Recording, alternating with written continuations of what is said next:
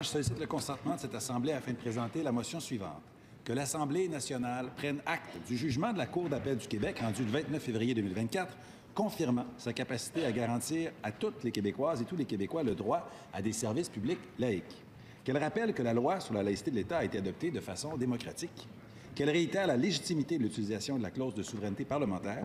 Qu'enfin, elle déplore que des cotisations de travailleurs lesquels bénéficient d'une exemption fiscale représentant une dépense importante pour l'État québécois, servent à une contestation judiciaire de la loi sur la laïcité de l'État. Y a-t-il consentement pour débattre de cette motion?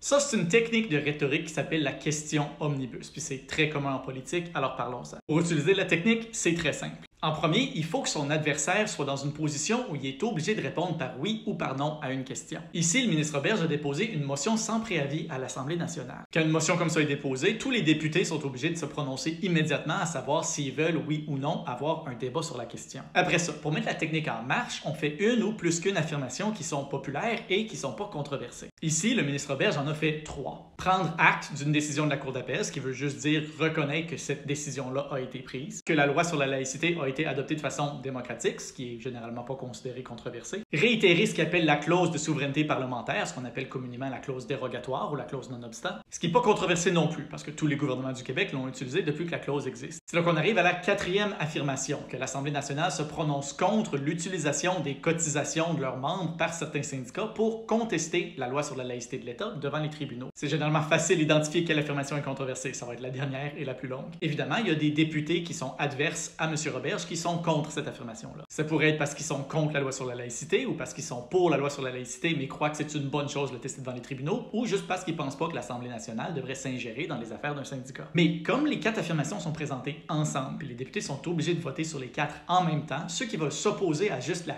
4e sont obligés de dire non à la question au complet. Ce qui fait que après ça, la personne qui a posé la question peut dire que ses adversaires sont contre les affirmations qui sont pourtant populaires. Ce qui est exactement ce que le ministre Roberge a fait juste quelques minutes plus tard, comme s'il avait planifié le coup.